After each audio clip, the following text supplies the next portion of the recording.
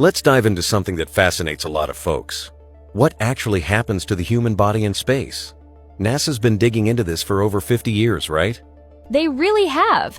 The Human Research Program has been at it, learning how spaceflight changes everything from our bones to our sleep.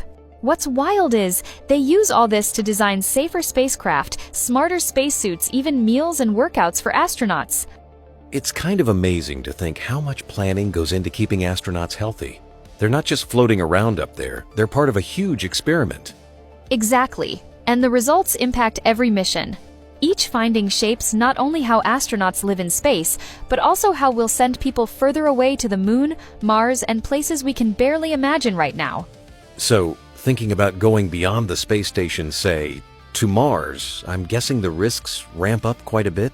For sure. NASA's been learning a ton from long missions, like the ones Scott Kelly and Christina Koch did. Spending nearly a year in space pushed our knowledge way beyond the usual 6-month missions. I remember the twin study with Scott Kelly and his brother Mark.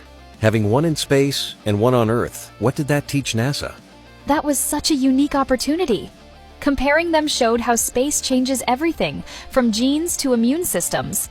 It's given us a roadmap for what astronauts might face on years-long journeys to Mars. You mentioned risks. NASA groups them with this catchy acronym, RIDGE, right? What does that stand for? Yeah, it's a handy way to remember the big stressors: radiation, isolation and confinement, distance from Earth, gravity fields, and hostile or closed environments. Each of those brings totally different challenges. Radiation alone sounds intimidating. The further you get from Earth, the less protection you have, right? Exactly. Earth's magnetic field shields us here, but in deep space, astronauts face cosmic rays and solar particles that are tough to block. That can mean a higher risk of long-term health issues, like cancer or heart disease. I'm curious, how is NASA protecting crews from all that radiation? It's not like you can just slap on some sunscreen. Ha! If only. Instead, NASA's developing smarter shielding for spacecraft, plus special sensors to constantly monitor radiation levels. They're also looking at operational tricks like timing spacewalks when radiation is lower, or using storage lockers as makeshift shields. That actually reminds me, are there ground experiments too? Simulating cosmic rays to see how they really affect cells? Absolutely. Ground-based labs can mimic cosmic rays and help us test new materials. That way, we're not just guessing about risks, we're learning how to design safer missions before anyone even launches. Radiation is tough, but being stuck in a small space for months, maybe years, has to be its own kind of challenge. How does NASA help astronauts cope emotionally and mentally? It's a huge deal. NASA selects and trains crews very carefully, and they use tools like special lighting to keep circadian rhythms steady, journals to track feelings, and even virtual reality relaxation.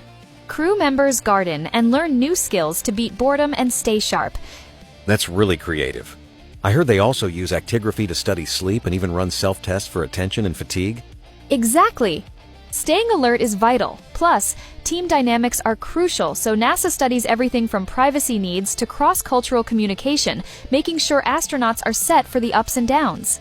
Speaking of being far from home, imagine needing a doctor on Mars with a 20-minute delay just to call Earth. How do astronauts handle medical emergencies? That's a huge worry. NASA's prepping astronauts with more advanced medical training, plus AI-powered decision tools. There's research into making IVs from water, running ultrasounds, even diagnosing illnesses with virtual assistants. And what about food and medicine? How do you make sure they last for years in space? NASA's testing new food preservation, packaging, and even meds that can survive long missions. Every detail gets considered because you can't just pop down to the pharmacy if something runs out. The gravity shifts have to be wild 0G, then Mars gravity, then back to Earth. What happens to the body with all those changes? Bones thin out, muscles shrink, fluids shift. It's a lot. NASA has astronauts exercise daily, and they're testing everything from compression cuffs to artificial gravity. They even track urine to watch for kidney stone risk. And microbes, aren't they a hidden hazard? For sure. In a closed habitat, germs can spread fast, and our immune systems act differently in space. NASA monitors air and water quality constantly, and astronauts are trained to clean, swap filters, and even give themselves vaccines if needed. With all these challenges, it's kind of incredible that NASA's still pushing to go further, especially with Artemis and planned Mars missions. It really is. Every experiment on the space station, every ground analog, is building a safer future for astronauts.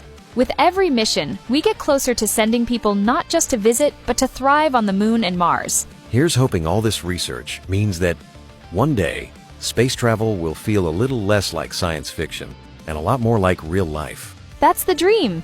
And honestly, it's all thanks to the hundreds of scientists and astronauts helping us learn what it takes to keep the human body and spirit ready for the adventure.